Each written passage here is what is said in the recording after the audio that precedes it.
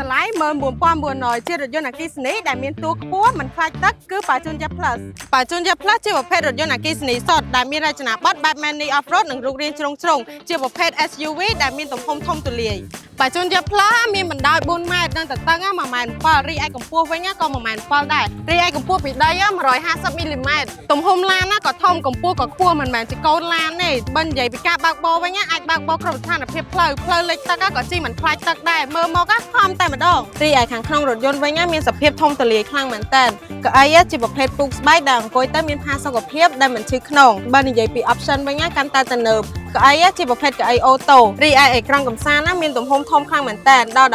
12.8 អ៊ីងច្បាស់ត្រជាក់ភ្នែកអាចខន័យជាមួយនឹង Apple CarPlay មើល Map មួយអាមរីឯកាមេរ៉ាវិញរហូតដល់540 degree និយាយទៅមានមកចាប់ហ្មងកៅអីខាងក្រោយងាយស្រួលអង្គុយ space ធំងាយស្រួលដាក់ជើងខ្លាំងមែនតើអត់មានចង្អៀតទេ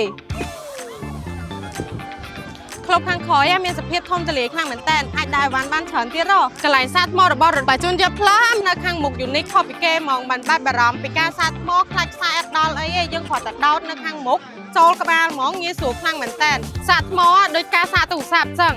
ប៉ាជូនយ៉ា Plus 14900សាកសមបំផុតសម្រាប់រថយន្តអគ្គិសនីដែលមានតួខ្ពស់អត់ខ្លាចទឹកជិះបានគ្រប់ស្ថានភាពផ្លូវនិងមានរូបរាងជ្រុងជ្រុងស្អាតប្លែកហ្មងមើលមកលយហ្មងអញ្ចឹងបើសិនជាបងប្អូនដែលមានជាចំណាប់អារម្មណ៍អាចតាក់ទងមកកាន់លេខទូរស័ព្ទ017 211និង200ដែលមានទីតាំងស្ថិតនៅផ្លូវលេខ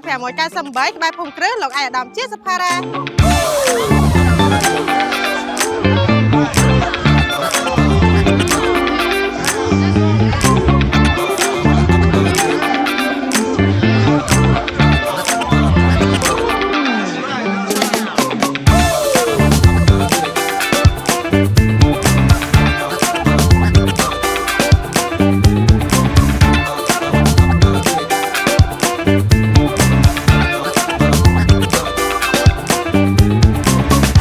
បច្ចេកវិទ្យាដ៏ឆ្លាតវៃគុណភាពកូនកាត់អាមេរិក